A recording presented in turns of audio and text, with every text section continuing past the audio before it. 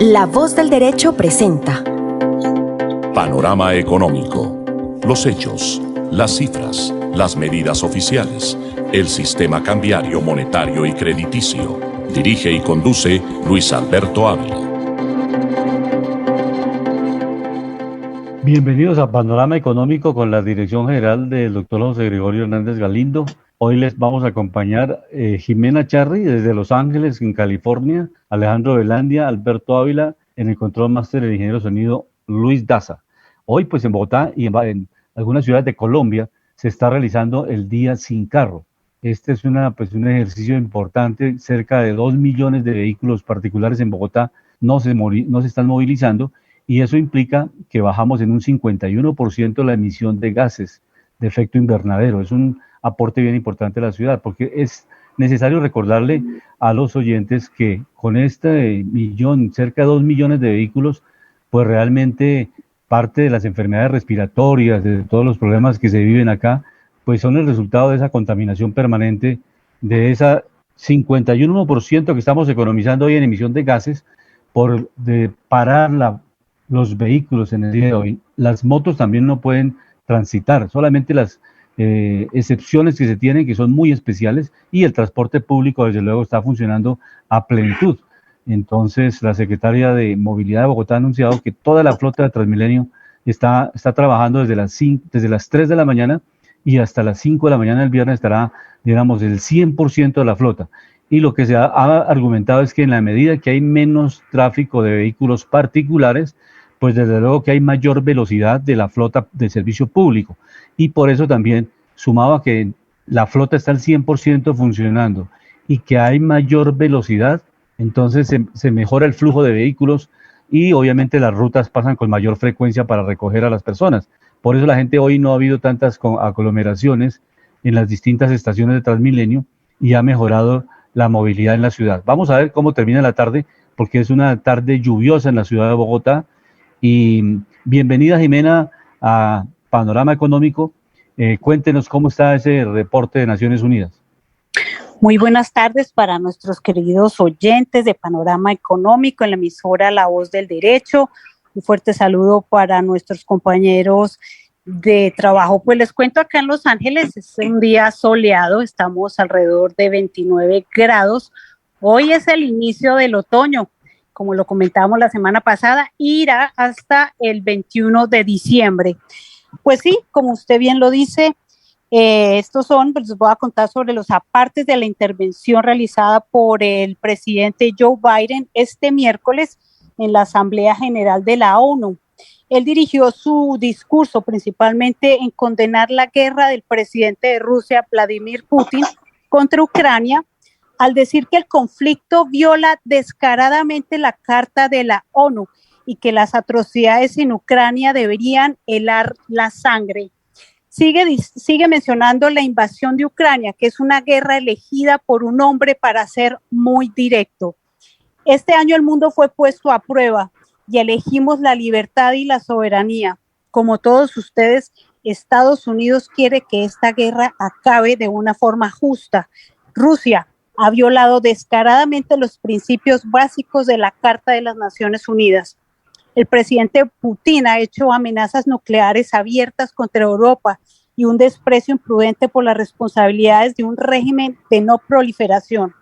Ahora Rusia está llamando a más soldados para que se unan a la lucha, y el Kremlin está organizando un referéndum falso para tratar de anexar partes de Ucrania, y esto es una violación extremadamente significativa de la Carta de la ONU. Esta guerra se trata de extinguir el derecho de Ucrania a existir como un Estado simple y llanamente, el derecho de Ucrania a existir como pueblo, donde quiera que estés, lo que sea que creas. Eso debería hacer que tu sangre hiele. Biden reiteró su postura de que Estados Unidos no permitirá que Irán adquiera armas nucleares mientras las negociaciones para reactivar un acuerdo nuclear no se hayan logrado. Avances significativos en los últimos meses. Si bien Estados Unidos está preparado para un retorno mutuo al plan de acción integral conjunto, si Irán cumple con sus obligaciones, Estados Unidos es claro, no permitiremos que Irán adquiera un arma nuclear. Dice también que no somos testigos pasivos de la historia, somos los autores de la historia. Mis compañeros, se refiere él a todos los que estaban convocados, dice que líderes somos, los desafíos que enfrentamos hoy son realmente grandes, pero nuestra capacidad es mayor. Nuestro compromiso deberá ser aún mayor. Así que unámonos para nuevamente declarar la determinación inequívoca de que las naciones del mundo aún están unidas, que defendamos los valores de la Carta de la ONU, que todavía creemos que trabajando juntos podemos doblar el arco de la historia hacia un mundo más libre y justo para todos nuestros hijos, aunque ninguno de nosotros lo haya logrado plenamente. Y por último, dice que no somos testigos pasivos de la historia, somos los autores de la historia. Podemos hacer esto y tenemos que hacerlo por nosotros y por nuestro futuro, por la humanidad. Este discurso fue bastante potente y muy bien recibido, al igual que el del presidente de Colombia, Gustavo Petro, que pues me parece importante que hagamos una mención, porque creo que fue un discurso que resume muy bien toda la crisis que ha habido Colombia. Y les cuento que acá en Estados Unidos, a propósito de ese discurso, hay una fuerte guerra contra los opioides, sobre todo en los distritos escolares en este condado, porque ya en varias oportunidades se han encontrado niños que han fallecido al interior de los colegios por el consumo de fentanil. Entonces, cuando dice Petro que la guerra contra las drogas la hemos perdido todos, eso es una realidad. La guerra contra las drogas no se ha ganado. Eso me parece importante resaltarlo. Ok, hay un dato interesante para este programa, que es el incremento de las tasas de interés por parte del Banco de Inglaterra, el Banco Central de allá en Londres, que subió en 50 puntos la tasa de interés de referencia y subió pues desde luego a 2,25, el nivel más alto en los últimos 14 años de la tasa de interés. El Banco Central considera que la inflación tocará el 11% en octubre y se prevé que se mantenga sobre los 2 dígitos varios meses. Entonces, realmente, ese es el dilema que está todo el mundo, ¿no? ¿Cómo hacemos para controlar la inflación? Subimos la tasa de interés, pero amenaza la recesión económica, y ese es un buen indicador para que Alejandro nos comente cómo se están comportando pues alrededor de esto, porque la Reserva Federal también, Alejandro, subió la tasa de interés 75 puntos, y pues desde luego también ha generado una serie de ajustes en los indicadores a nivel global. Iniciamos con estos indicadores que son bien interesantes para ver cómo se están moviendo, teniendo en cuenta esta subida de tasas tanto en Inglaterra como en los Estados Unidos. Sí, muy buenas tardes a todos los oyentes de Panorama Económico. Un saludo especial para mis colegas Luis Alberto Ávila, María Jimena Charri, nuestro ingeniero de sonido Luis Daza y directorio José Gregorio Hernández Galindo. Estamos mirando el movimiento económico y algo, obviamente, acá citamos algo de política porque se ancla a lo económico, o sea, genera un resultado, genera una tendencia, un cambio. Y con lo que comentaba Joe Biden, pues no sé cómo decirlo, pero tiene como rabo de paja. Creo que no hay otra palabra para explicarlo por qué. Recordemos que Joe Biden, cuando estuvo en la administración Barack Obama, fue uno de los patrocinadores con Clinton, con Hillary Clinton y con Barack Obama de la primavera árabe. Estos países, recuerdo que se desestabilizó el Medio Oriente, lo que fueron países como Libia, que hoy en día ya no tiene el presidente que tenía antes. Recordemos que Libia tenía más de 200 mil millones de dólares en reservas y con estos dineros se quedó entre la Unión Europea y los Estados Unidos. Después de que Hillary Clinton aparecía en muchas fotos con Muammar Gaddafi, ¿no? Pero pues obviamente lo que no obedece a la política de ciertos presidentes, pues ya se les vuelve un enemigo. Lo mismo del tema de Irán. Irán era un gran socio de Estados Unidos. Ya hoy en día es el gran enemigo, pero porque no sigue unas políticas y unos dictados. Es importante a nivel global y a nivel general siempre comentar la estructura, y en el tema de la guerra de Ucrania, recordemos que la Unión Soviética era una sola nación. Occidente prácticamente fue el que le ganó esta puja en esta guerra, se desintegró la Unión Soviética y entre ellos quedaron muchos problemas. Obviamente entre la OTAN, Estados Unidos, le han hecho un cerco a Rusia, obviamente tratando de desvertebrarla porque muchos europeos, recordemos, tienen una crisis hoy en día por materias primas. Rusia es un gran tenedor de materias primas naturales, materias primas no renovables como gas, como petróleo, otras renovables como el trigo. Es uno de los grandes productores de trigo a nivel mundial, es uno de los grandes productores de metales. Entonces, obviamente, muchos en Europa sí lo decían y están desvirtuando esto, que por qué Rusia tenía que tener una extensión tan grande, que sería bueno que se dividiera también en varias repúblicas. Obviamente, la frase popular dice, divide y reinarás. Entonces, esto es lo que tratan de buscar los poderes a nivel global. Y hablando y citando otra cosa que me pareció importante, lo de la libertad de los pueblos, de la autodeterminación. Sí, claro, pero ¿por qué Joe Biden sí salió a hablar de que Taiwán hacía parte de una sola China? ¿Y por qué si no salió a defender la autodeterminación del pueblo de Taiwán, que es democrático, que tiene elecciones, que no es tanto como el Partido Popular de la China, que solo tiene un partido y se eligen a ellos mismos, ¿no?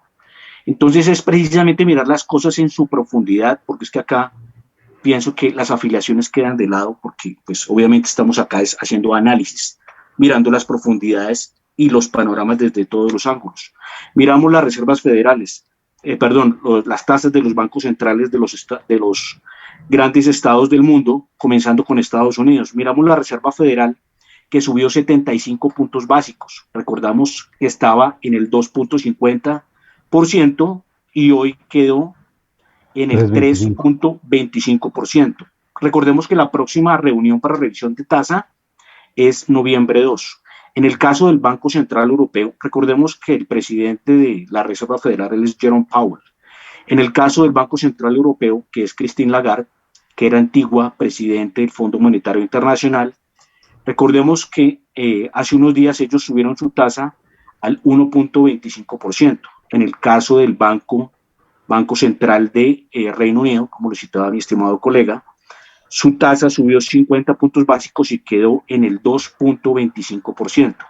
Caso de Suiza, 0.50%, Canadá, 3.25%, Japón, menos 0.10%, India, 5.40%, Rusia bajó su tasa, sigue bajando su tasa a pesar de esta situación que tiene tan compleja, bajó su tasa 50 puntos básicos, de 8 a 7.50. Recordemos que en plena crisis llegó a tener su tasa en el 20%.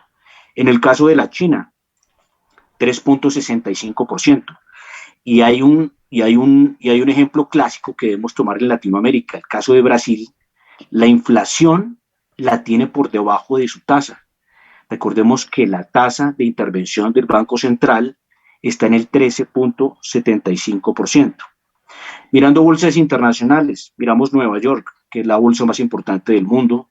Hoy está cayendo en sus tres indicadores, Dow Jones cayendo levemente 0.06%, cerrando en los 30.263 puntos. Esta puntuación que tenemos en el Dow Jones es la puntuación que llegó a alcanzar la administración de Donald Trump. ¿Qué nos quiere decir?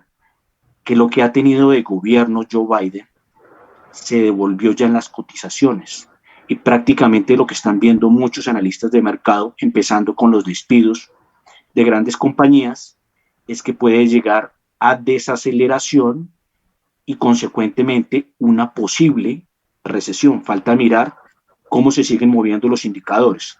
Caso de Standard & Poor's 500, que representa las 500 más importantes del mercado, hoy cayendo levemente 0.51, cerrando los 3.787, el Nasdaq, que agrupa las tecnológicas, cerrando negativo el 0.85%, el DAX alemán en la principal bolsa de Europa, a excepción de, obviamente, el indicador FTSE de Londres, el DAX alemán cierra hoy negativo en el menos el 1.37%, cerrando en los 12.608 puntos. Y en caso de Asia, la tercera economía, recordemos que Alemania es la cuarta economía del mundo por tamaño y Japón en su bolsa indicador Nikkei de Tokio lo vemos cerrando hoy negativo menos el 0.88%, cerrando en los 26.792 puntos.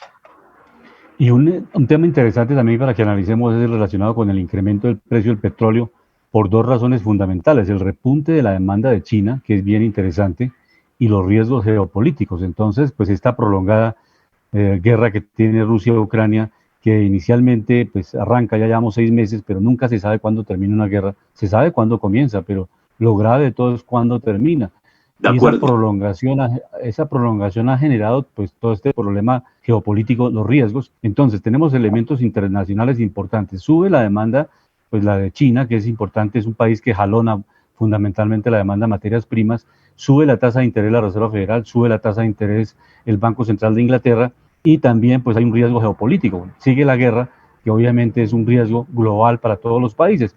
Estos son los factores, Alejandro, que determinan el que más adelante usted nos pueda decir cómo se está comportando el petróleo realmente, porque hay unos incrementos interesantes. Veníamos en la semana anterior en una caída del precio del petróleo, tanto Brent como el WTI, y ahora esta semana tiene un repunte con estos elementos que acabamos de comentar, el tema del repunte de la demanda china, el tema que tiene que ver también con todos los riesgos geopolíticos y pues obviamente el incremento de tasas de interés. Ese comportamiento, ¿en cuánto realmente lo está viendo en sus indicadores, Alejandro, el petróleo?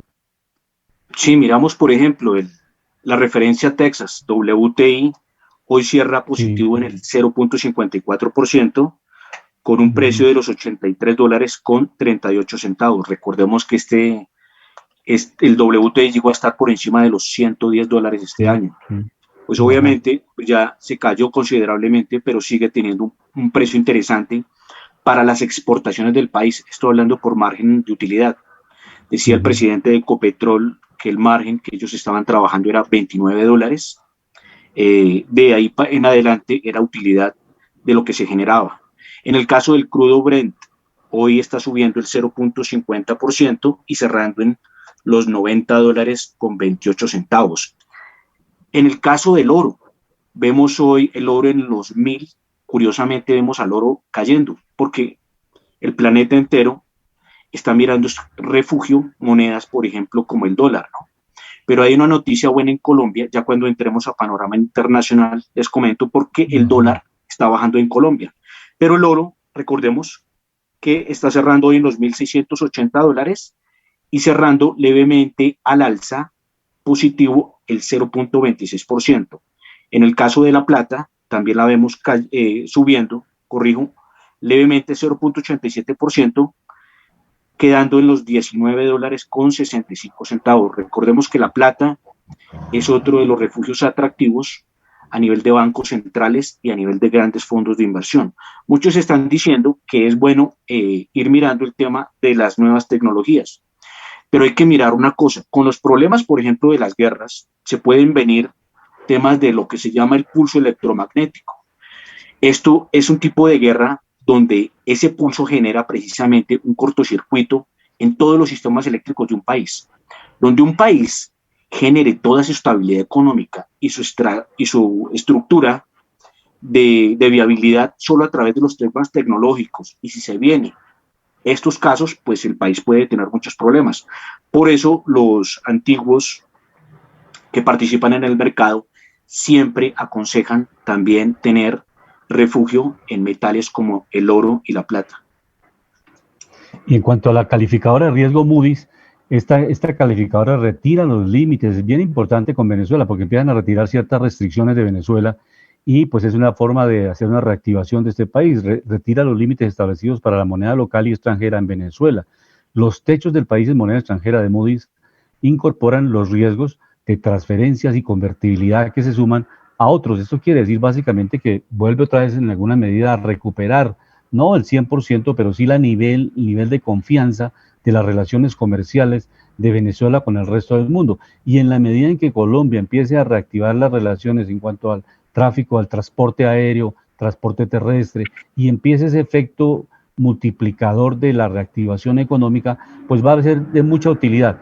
Vamos a escuchar al ministro de Comercio, Industria y Turismo de Colombia, al profesor Germán Umaña, que pues obviamente ha sido un economista de hace mucho tiempo, profesor de la Universidad Nacional y ahora es el ministro de Comercio. Escuchémosle hablar de las ventajas de esta reactivación económica con Venezuela, porque en el futuro va a ser, digamos, una importante clave de dos países y además si se reactiva el Pacto Andino, pues generará también una integración regional muy importante en cuanto a este panorama económico de la región. Escuchemos a Germán Umaña, ministro de Comercio, Industria y Turismo. No interviene en asuntos internos de otros países, ni permite la intervención interna de otros países en Colombia. La demora es el crecimiento del comercio, que es distinto, porque se van a restablecer los canales institucionales y legales, pero nosotros tenemos que contribuir a la recuperación de la economía venezolana. Es que usted tiene que entender que cuando cayó tanto el Producto Interno Bruto de la economía venezolana, pues cae su demanda total. Y la recuperación de Venezuela va a implicar un crecimiento paulatino de la demanda de Venezuela, pero también de la oferta productiva para las exportaciones que harán ellos hacia Colombia. Pero es indudable que con las negociaciones que están haciendo con los Estados Unidos, y si llegan a feliz término, pues es posible que no cambie el sistema político, pero el sistema económico está cambiando aceleradamente y se está recuperando Venezuela aceleradamente, porque ellos siguen siendo muy ricos, aunque en la actualidad estén un poco pobres. Este es el análisis del ministro de Comercio, Industria y Turismo de Colombia, el profesor Germán Omaña, relacionado con la reactivación económica que se puede dar. Ya Venezuela está registrando, por lo menos en el último mes, una inflación solamente del 8%, que es una maravilla. Jimena, ¿cómo ven allá el panorama ustedes internacionalmente? Esta integración, estas relaciones que teníamos digamos, en congelador hace muchos años, ¿vale la pena esa reactivación? ¿Cuál es la mirada que tienen allá desde Estados Unidos? ¿Cómo se puede realmente que nuestra región se fortalezca y podamos ser productores e integremos cadenas también de producción, nos volvamos más fuertes en algunos productos de exportación común de estos países hacia Estados Unidos? ¿Cómo ven ese panorama desde allá, Jimena? Pues doctor, acá en Estados Unidos han admirado mucho la labor que ha hecho Colombia al acoger a los inmigrantes venezolanos y todo el apoyo que se les ha dado. Sin embargo, pues siempre escuchamos que no han sido suficientes el apoyo que le ha dado Colombia a todos los migrantes, que sabemos que son muchos. Y les cuento que, por ejemplo, acá, un inmigrante de Ucrania está recibiendo por asilo político acá en Estados Unidos alrededor de $400 mensuales. Ese sí es una ayuda que realmente funciona.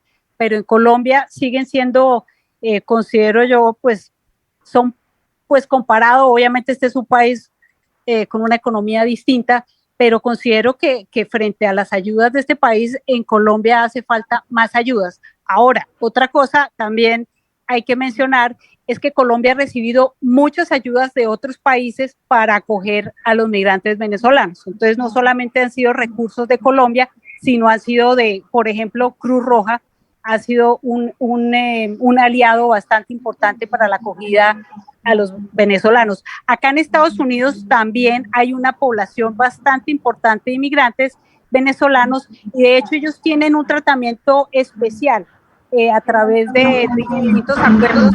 Ellos tienen un permiso que se renueva cada tanto y este permiso les permite trabajar, estudiar y recibir ayudas acá en Estados Unidos. La semana pasada se vencía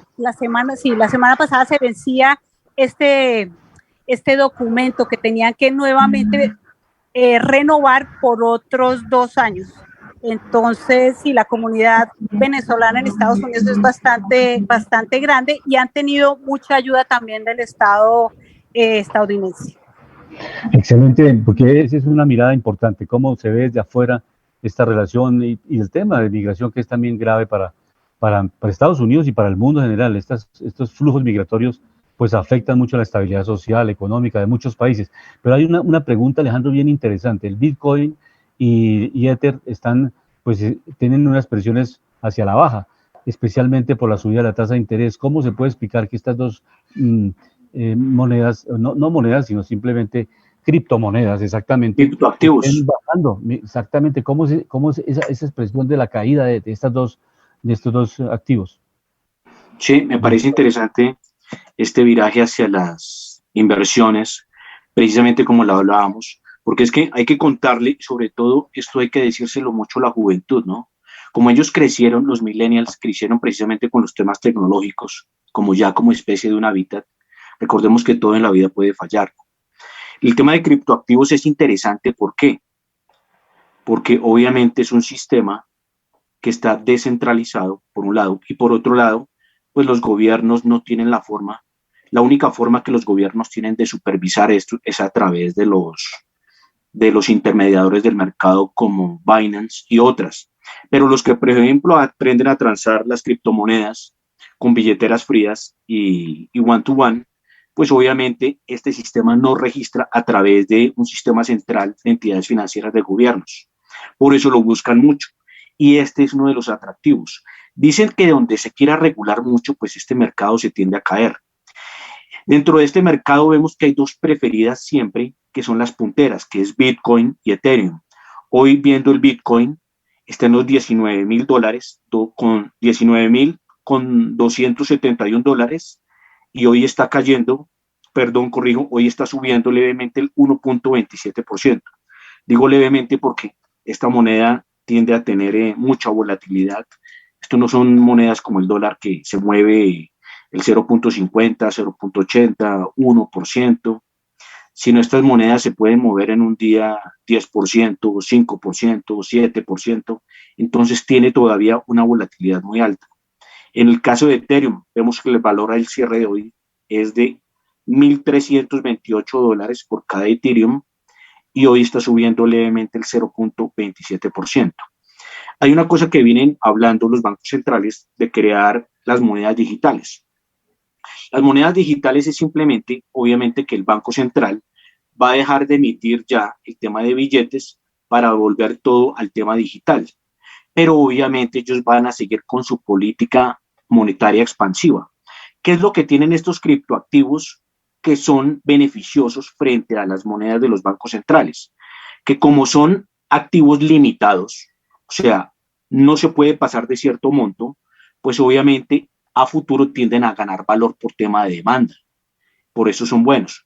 Pero por otro lado también hay que comentarle a muchos oyentes que a muchos dueños de estos criptoactivos les han robado sus capitales a través precisamente de intermediadores del mercado, o los gobiernos los han congelado, o porque no los han declarado, o porque no han hecho bien su manejo, o porque no han mostrado su procedencia, o sea, de dónde compraron estos activos. Entonces, es un tema interesante, es un tema que se viene como una nueva tendencia, pero es un tema que hay que revisar muy bien, aprender a transar, aprender a manejar, y el llamado es a que se aprenda no tanto a través de los intermediadores como Binance, sino que también se aprenda a manejar mucho a través de billetera fría. Esto para que los que quieren aprender, pues, de nuevas inversiones. Pero hay otra cosa que se viene interesante en el mundo. Como muchos bancos centrales vienen subiendo su tasa, muchos dicen, bueno, ¿qué va a pasar? ¿Qué hacemos? Yo diría que es el momento de esperar. ¿Por qué? Porque cuando empiezan a subirse mucho las tasas en ciertos países, obviamente se empieza a disminuir precisamente el consumo. Al disminuir ese consumo, muchos activos del mercado se van a caer. Entonces la recomendación es acumular y tratar de mirar el momento indicado para poder entrar al mercado y poder generar una buena ganancia. Un buen atractivo que sí hay que recordarle a los oyentes, no solo en Colombia, sino en otros países del mundo, como las tasas están altas, por ejemplo, los papeles de renta fija son una buena opción. En este momento hay bancos en Colombia que están pagando CDTs al 14 y al 15%. Es una buena opción para el que quiere invertir en algo muy seguro y muy sólido. Recordemos que son papeles de renta fija y no están expuestos a las variables del mercado como si lo tienen los papeles de renta variable como las acciones y otros. Y aquí en Colombia pues ya empezamos a ver el movimiento de los negocios, de las empresas, las acciones, las OPAs, o sea, esas operaciones básicamente que se han venido dando especialmente por este grupo árabe. El Holding, International Holding Company, tiene una participación en más de 9 sectores en Colombia y la compañía tiene el 25% en Lulo Bank. Entonces, pues desde luego, eso ha dinamizado mucho el mercado de las acciones y desde luego las acciones de este grupo, del grupo de Sura, y pues que venían un poco dormidas en el pasado, pues estos inversionistas de los Emiratos Árabes pues han generado toda una explosión económica en Colombia. Eso cómo lo pudiéramos analizar, por lo menos en el caso colombiano, y pues más adelante miraremos si hay experiencias en otras latitudes del mundo, pero realmente aquí por lo menos el grupo antioqueño pues le ha tocado despertar frente a esta nueva oferta que está haciendo OPA para quedarse nuevamente con un 25% adicional de las acciones. Sí, vemos que el Alejandro. movimiento que ha generado esto en Colombia es como de película. Esto de verdad es como nunca nadie, ni en los mejores tiempos, Ardila Lule, que era un grupo económico muy fuerte, recordemos que trabaja con medios, con industria, gaseosas, bebidas, con vidrio. El grupo Santo Domingo, que trabaja con cervezas, con otro tipo de inversiones, también comunicaciones. Ni ellos se habían atrevido a tanto en este mercado. O sea, esto que pasó precisamente de hacer unas sopas que es prácticamente casi que adquisiciones hostiles. Adquisición hostil que es que precisamente a punta de billetera van comprando lo que tienen los activos en la bolsa. ¿Sí? Entonces, obviamente, con la compra de Gilinski, de Jaime Gilinski, hacia Nutresa, que es parte del grupo del GEA, que es el grupo empresarial antioqueño, obviamente hizo subir mucho las acciones, tanto del grupo Sura, de Argos, de Nutresa, de Suramericana, que ya lo nombramos, y otras. Precisamente lo que estaba tratando de hacer era anticiparse de pronto o haciéndole lobby a la venida de este fondo árabe. Recordemos que este fondo árabe, un gran participante es el gobierno de Emiratos Árabes Unidos. Dicen que con la compra con los activos que ya compró Jaime Gilinski, si se los vende a este grupo nuevo que viene a meterse al sector alimentos. ¿Y por qué al sector alimentos? Recordemos, uno de los problemas que se viene a futuro es el tema del agua, y consecuente a esto es el tema de alimentos. Entonces nos toca mirar muy bien qué es lo que se puede venir con este gran fondo que va a invertir en una de las compañías. Esta es la compañía más grande de alimentos en Colombia. Entonces puede venirse también un tema de seguridad alimentaria, ¿no? Entonces toca mirar muy bien esto, cómo se ve en el mercado, pero esta movida que ha tenido Jaime Gilinski ha sido muy agresiva, ha sido muy fuerte, agresiva en el buen sentido de la palabra, ha sido precisamente algo que no se esperaba del mercado, los cogió desprevenidos al grupo GEA. Dicen que Gilinski, si tiene parte de esta venta y se la vende a este fondo de Emiratí, se va a quedar dicen que se quiere quedar con gran parte del grupo Sura, que el grupo Sura a su vez es el que maneja también Bancolombia. Entonces falta que se puede esperar, y dicen que por la venta de estas acciones de Nutresa, de Jaime Gilinski a este fondo, puede ganarse casi $1 billón, aproximadamente son 950.000 millones de dólares lo que se puede ganar. Pero entonces ya hizo una jugada muy buena, pero hay que también anotar una cosa, que este fondo está comprando estas acciones a un nivel ya muy elevado. Porque si por un lado estaban caídas, con la compra agresiva que hizo Jaime Gilinski, subieron, con esta otra compra van a subir todavía más.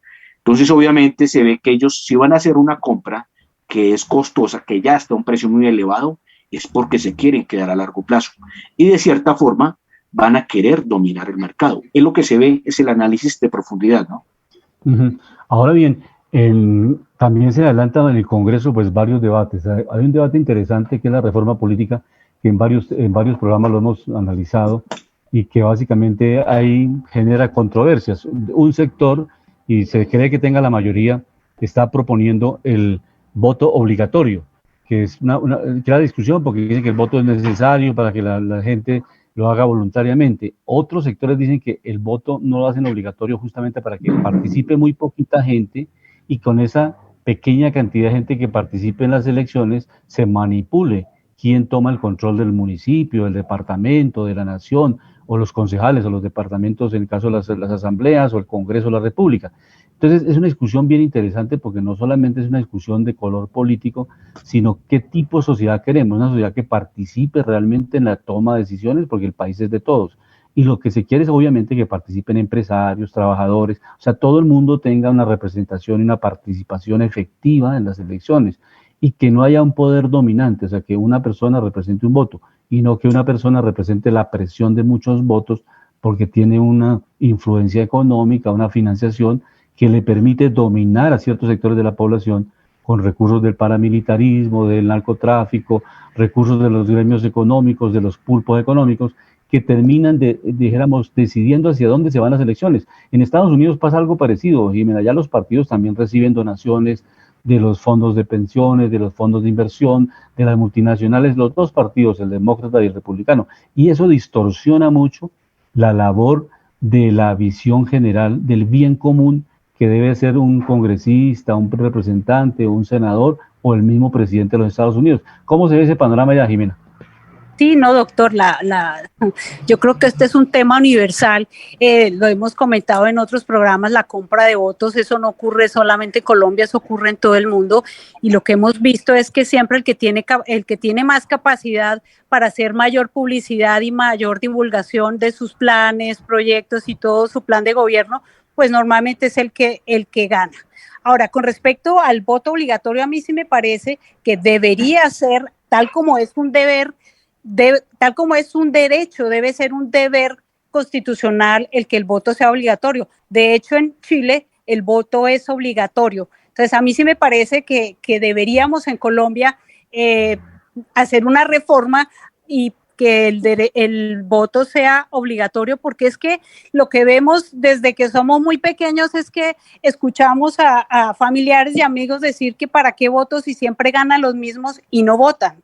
Entonces nos quejamos, pero no creemos en que podemos o que podamos hacer parte del cambio y elegir a nuestros mandatarios. Entonces no podemos seguir replicando estos discursos de hace 20 y 30 años de que siempre quedan los mismos cuando nosotros seguimos siendo los mismos y no votamos. Entonces yo sí pienso que el voto debe ser un deber constitucional para todo colombiano.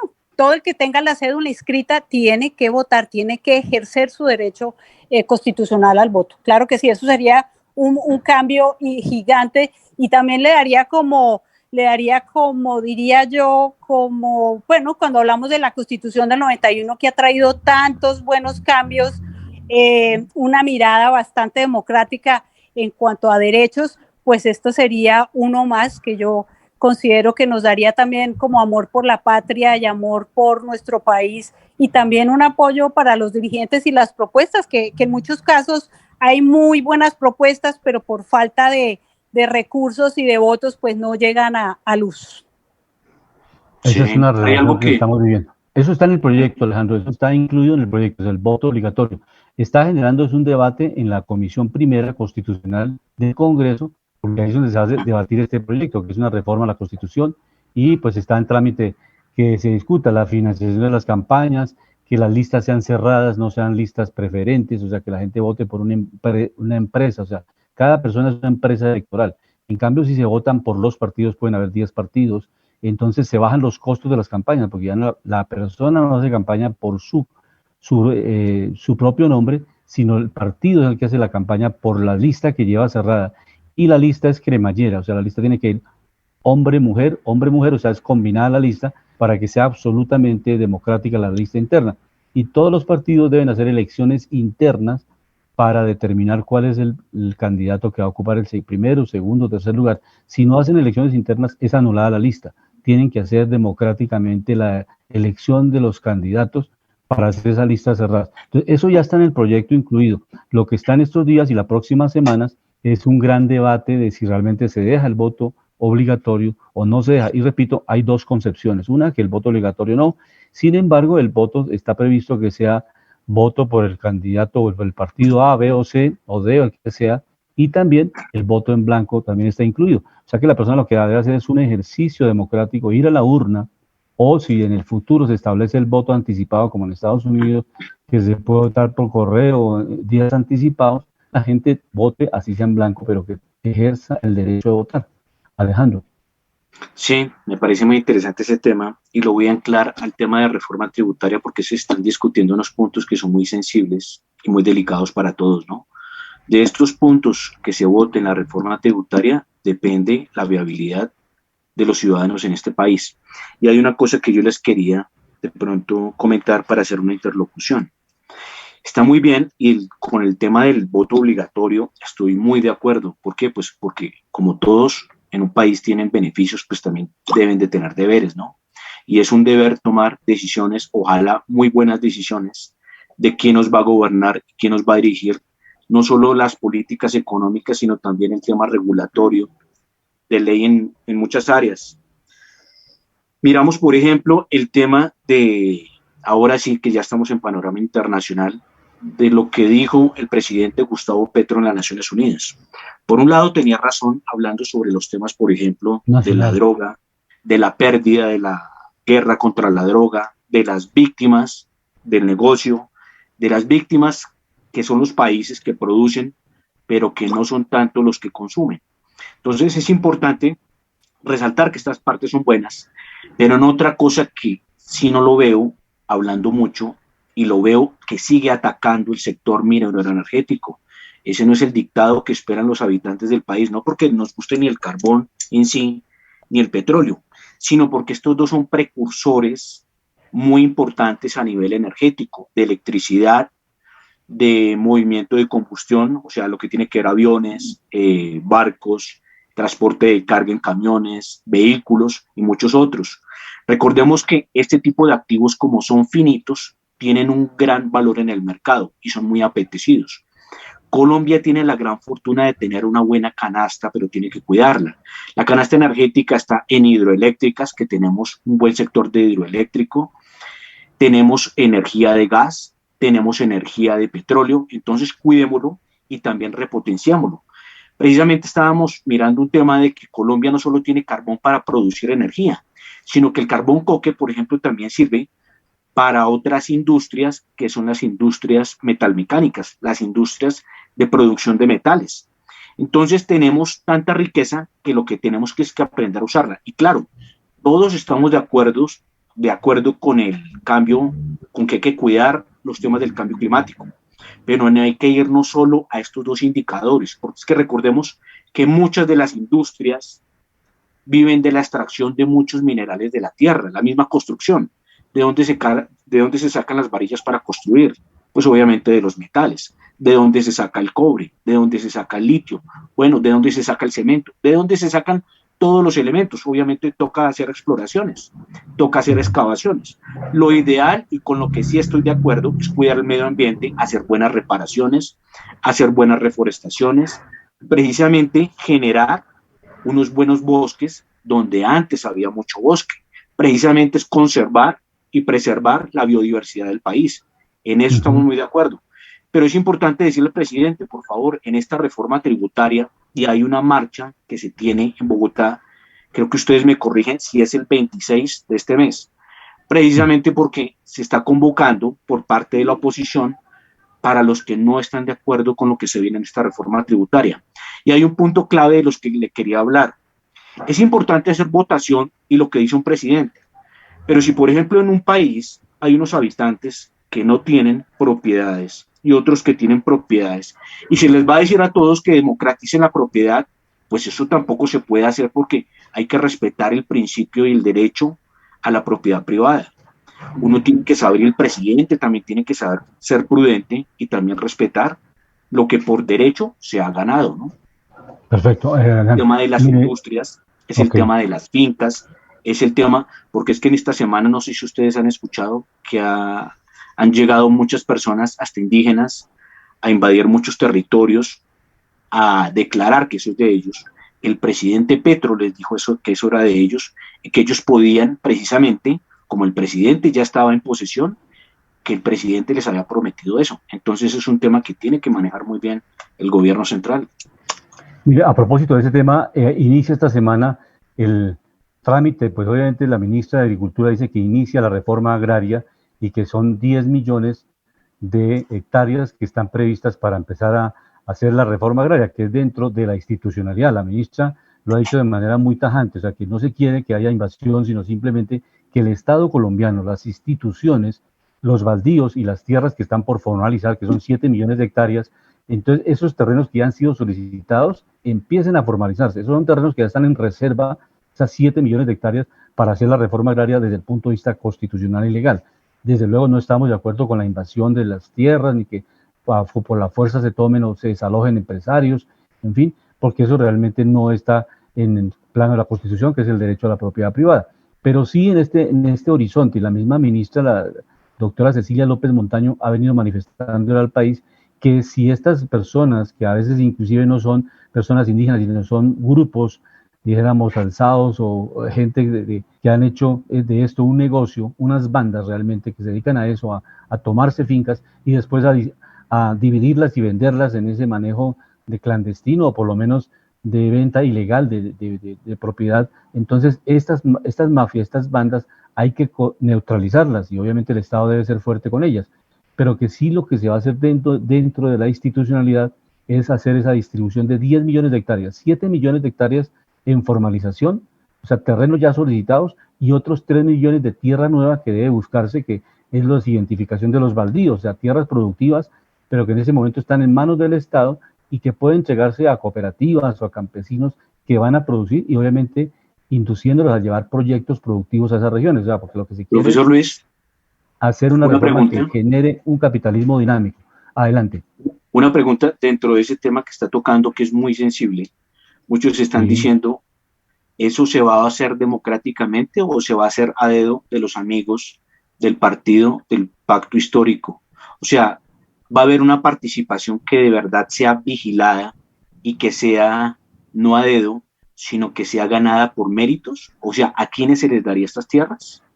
Sí, para eso están entidades especializadas como la Agencia Nacional de Tierras, que tienen procesos ya legales y adjudicaciones pendientes. Pues esos 7 millones son tierras que han sido ya solicitadas, tramitadas desde el gobierno inclusive anterior. No es que este gobierno llegue y de una vez tenga 7 millones de hectáreas ya solicitadas. Son procesos y una vez haya un fallo judicial, dentro de ese proceso de legalización y de solicitud, se van haciendo las entregas. Eso realmente obedece a una valoración técnica por la Agencia Nacional de Tierras. No puede o sea, que es técnico. O sea, no tiene que ver que gente que haya apoyado a Gustavo Petro, ni que haya apoyado al pacto histórico, porque es que obviamente muchas de estas personas están reclamando derechos, ¿no? Sí, no es una feria de tierra ni nada de eso parecido, sino simplemente es un proceso que se ha cumplido y Jimena, que es abogada, nos puede comentar que obviamente hay una titulación, hay muchas tierras que no están tituladas y que las personas, pues obviamente han hecho las compras y todo y se tienen que legalizar. Y es de parte y parte, porque también hay grandes empresarios en el sector agrícola que no han legalizado sus tierras y tienen que legalizarlas, demostrar los títulos históricamente. Eso ahí no se trata de, de buenas intenciones y de amiguismo. Simplemente tiene los documentos, la propiedad, las escrituras, los registros y con eso se va haciendo la legalización. No se puede de manera fraudulenta llegar a inventar una historia jurídica de unos documentos, de una venta, de unas compras, de unos bienes, o unas tierras que realmente no han sido legales. Inclusive al expresidente Uribe, eso fue oficialmente la semana anterior en muchos medios de comunicación, le tocó devolver unas tierras porque eran baldíos de la nación y él no podía apropiarse de esas tierras y perdió ese proceso. Y es un proceso legal, no es un proceso político, ni nada, es un proceso jurídico, en el cual yo tengo una propiedad y no demuestro que yo la compré legalmente, sino que fue fraudulentamente, entonces tengo que devolverla. Eso le pasó en estos días anteriores al expresidente. Adelante, Jimena, su concepto jurídico. Y recordemos que los baldíos no pueden ser vendidos, ¿no? Los baldíos son para son del Estado. Exactamente. Entonces, una de las figuras de los baldíos es que no se pueden vender. Entonces, exacto, una vez adjudicado, no es que es como un inmueble privado que yo pueda hacer, vender, comercializar o explotar como yo bien quiera, no. En el caso de los baldíos tienen un régimen especial que no permite la venta, es para básicamente personas que han sisto víctimas de violencia, desplazadas. Y también les reitero que cuando hablamos de la figura de expropiación, esto no quiere decir que a uno le quiten su tierra porque sí, no, el Estado le compra a usted su inmueble o su finca, bueno, la tierra que vaya a expropiar, pero cuando se habla de expropiación la gente se asusta y cree que si tengo una finca o si tengo un lote o una tierra en determinado sitio, puede llegar el Estado y me lo quita y ya lo perdí. No, hay una gran confusión con respecto a eso. Recordemos que incluso, por ejemplo, si yo vivo en una avenida principal y van a cruzar, el POT dice que vamos a poner un puente enfrente de edificio, pues me toca sí o sí venderle al Estado y obviamente hacen un estudio de cuánto estima a través del predial, cuánto se estima que vale ese lote o ese apartamento o el bien que sea, y eso es lo que me van a pagar, pero no es que me lo vayan a quitar y yo perdí la inversión y yo perdí la plata, no. Ha habido mucha confusión, incluso lo recuerdo desde antes de que el presidente Petro ganara las elecciones, que las personas que no viven en Colombia estaban asustadas porque tienen fincas que hace mucho tiempo por violencia no han podido ir y pensaban que les iban a quitar las tierras. No, esto es una figura jurídica que se utiliza para comprar bienes y para justificar la compra de los mismos. ¿Sí? Ese es como hay algo muy importante que hay que mirar ahí, en esa parte, que es que obviamente respeten el potencial de desarrollo de esos terrenos, ¿no? Un ejemplo. Claro, claro. Hagamos de cuenta que hay un terreno que vale 10.000 millones, pero en catastro está registrado, un ejemplo, por 1.000 millones. Entonces viene al Estado a decir, oiga, ¿cuánto vale? 1.000 millones, ¿cierto? Entonces resulta que el Estado lo puede comprar por 1.000 millones, siendo que está valorado en el mercado por 10.000 millones, pero el potencial de desarrollo pueden ser 100.000 millones. ¿Sí? Entonces hay que mirar muy bien esto porque puede generar gran afectación. Porque en las reuniones que tenía Gustavo Petro, precisamente en Estados Unidos, hablando con inversionistas, ellos le planteaban esto. Y que por haber unos volúmenes muy grandes de tierra, con unos volúmenes de cuantía a nivel de dinero, decían de dónde el Estado va a sacar toda esta cantidad de dinero, ¿no?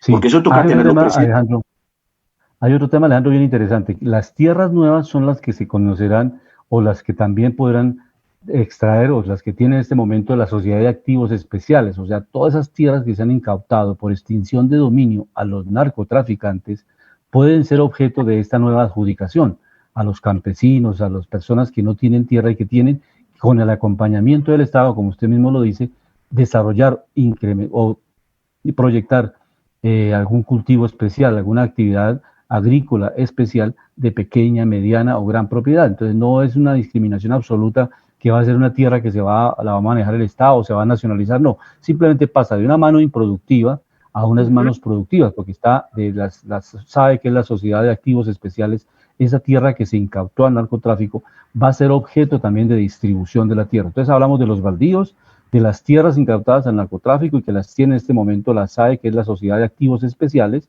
y de las cuales tendrá disponible para hacer esa reforma agraria y la respectiva legalización y titulación de esas tierras. Digamos, esos son los pasos, Jimena. Claro que sí. Perdón un segundito, Jimena. Sí, y como bien lo acaba de declarar, doctor, en ese momento, cuando se habla de baldíos, no estamos hablando de la propiedad de un particular, estamos hablando de terrenos que han sido expropiados, que han sido los dueños narcotraficantes, incautados. Han sido, incautados. Entonces sí hay una confusión en cuanto a este tema y me parece bien importante que usted así lo haya señalado, porque en este momento el Estado es dueño de esas tierras, por eso le llaman baldíos. Es correcto. Sí. Entonces ahí se puede disponer de ellas para hacer la reforma agraria. O sea, ahí no se está haciendo la palabra dura de expropiación, o sea, que la persona que tiene su título, tiene un proyecto productivo, los azucareros, por ejemplo, que tienen ya unas tierras en producción, ellos no se les puede tocar y por eso es el respeto a la propiedad privada. Pero en el caso de tierras que están abandonadas y que fueron incautadas porque eran de narcotraficantes, las tiene el Estado, esas tierras sí son objeto de la reforma agraria. Adelante, Leandro. Profesor, pero hay otro problema, hay otro problema también que, por ejemplo, hay gente que, esa agencia que dijo usted que es la que se encarga de las tierras que son incautadas, sí, señor. Muchas personas tienen problemas con ese tipo de activos porque hicieron negocios con un narcotraficante, porque bueno, por en mil razones. Motivos. Entonces la idea es que también se les respeten los derechos a ellos y no puedan ser incautadas, ¿no?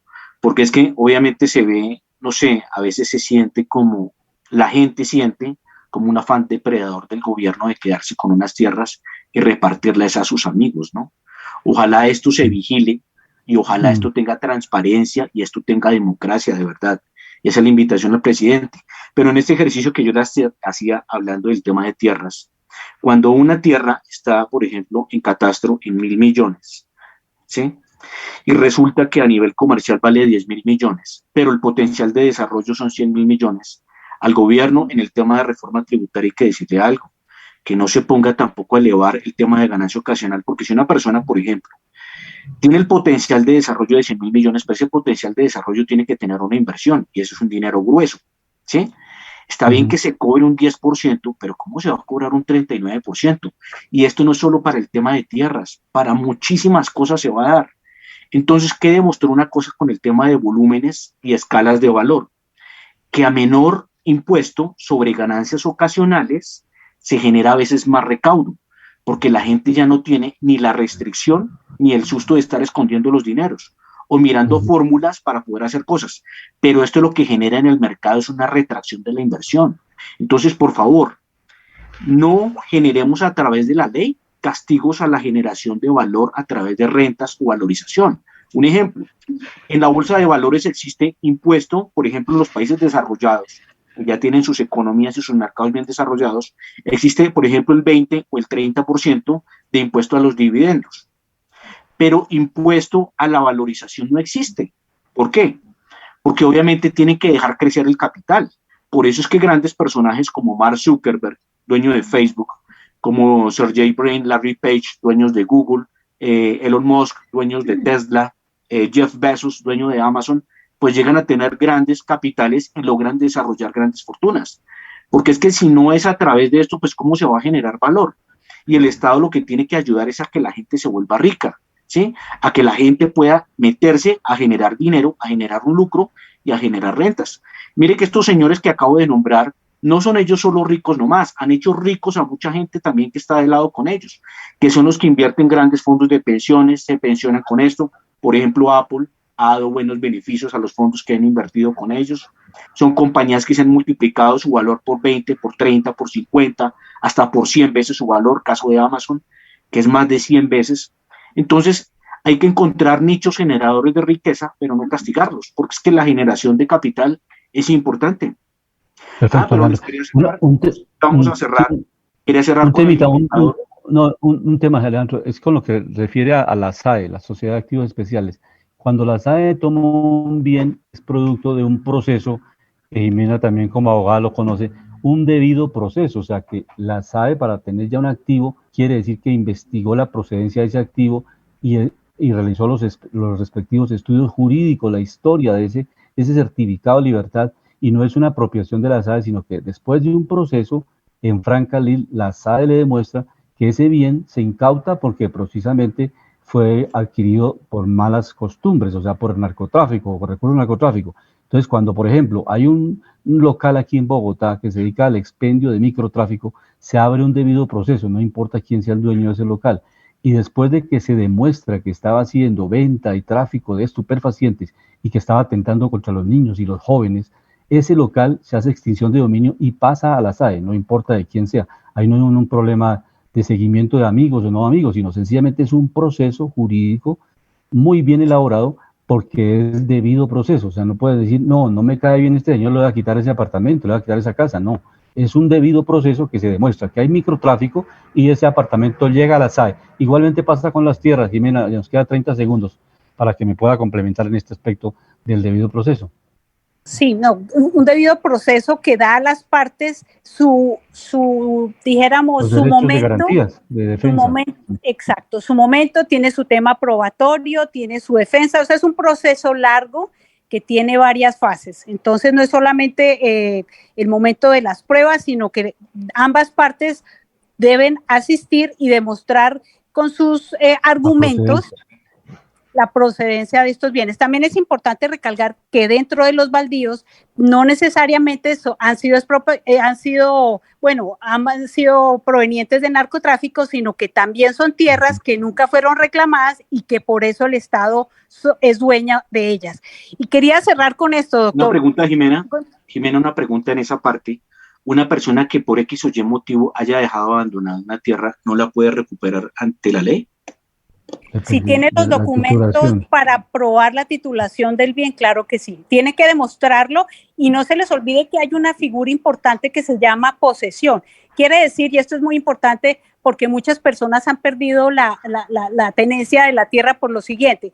Pongamos que ustedes tienen un lote y hace mucho tiempo dejaron de pagar el predial y llegaron unas personas sin ser dueñas, llegaron a ese lote y ellos hacen su casa en ese lote y el dueño se desentiende, el dueño deja de ir a revisar, de ir a mirar, cree que solamente porque tiene la escritura del lote sigue siendo el dueño. Pues resulta que con esta figura de posesión, las personas que llegaron a habitar ese lote y, por ejemplo, hicieron su casa y de pronto tienen acueducto y empiezan a pagar el predial después de 5 años, incluso puede ser un poco menos, les puede ser adjudicado ese lote. porque lo que dice la ley es que si usted tiene un lote es para su disfrute, para su goce o para explotarlo, y si lo deja abandonado es como que no tiene ningún interés en él. Entonces esta figura de posesión es bien interesante y sobre todo ocurre mucho en las zonas rurales del sur de Bogotá. Allá hay varios problemas de tenencia, pero como les digo, después de 5 años, si usted demuestra que lleva viviendo ahí, que usted es el dueño, que usted es el que se ha hecho cargo de esa tierra, le pueden adjudicar a través de un proceso de adjudicación, ese lote puede ser suyo. Entonces esto es bien importante porque esto ocurre mucho en Colombia. O sea que la moraleja es... Nos quedan 30 segundos para cerrar el programa, Alejandro. Adelante con los indicadores. Cerramos precisamente con el tema de dólar en Colombia. A Dios gracias, pues obviamente esta compra que se está viendo por parte del grupo árabe tiene al mercado del dólar a la baja, porque obviamente pues si vienen a comprar un gran activo como empresa, pues viene mucho dólar. Hoy el dólar está cerrando en los 4.365 pesos, entonces ya prácticamente está por debajo de la barrera de los 4.400, con la noticia la otra semana que se viene de subir la tasa por parte del Banco Central de la República. Se esperaría que se sostenga el dólar por debajo de los 4.400 o que siguiera su senda bajista. Y muchos le están diciendo al Banco Central que no sea tímido en subir las tasas, que mire lo que hace Brasil y cómo está controlando la inflación, porque ya tienen más o menos ya control sobre el tema inflacionario. Recordemos que los datos en Colombia, la meta de inflación, que ya la superamos hace rato, era del 3%. La inflación anual en este momento está en el 10.84. Recordemos que la tasa del Banco Central de la República está en el 9%. Se espera que suban 100 puntos básicos o 150 puntos básicos, que quede en el 10 o en el 10.50%. Otros hablan de que debería quedar en el 11%. La próxima semana sabremos cuánto piensa el Banco de la República subir estas tasas. Ok, llegamos al final de Panorama Económico con la dirección general del doctor José Gregorio Hernández Galindo. Hoy les acompañamos Jimena Charri desde Los Ángeles, en California, Alejandro Velandia, Alberto Ávila y en el control máster el ingeniero de sonido Luis Daza. Una excelente tarde, nos vemos la próxima semana. La Voz del Derecho presentó Panorama Económico. Los hechos, las cifras, las medidas oficiales, el sistema cambiario, monetario y crediticio, la agricultura, la industria, en La Voz del Derecho.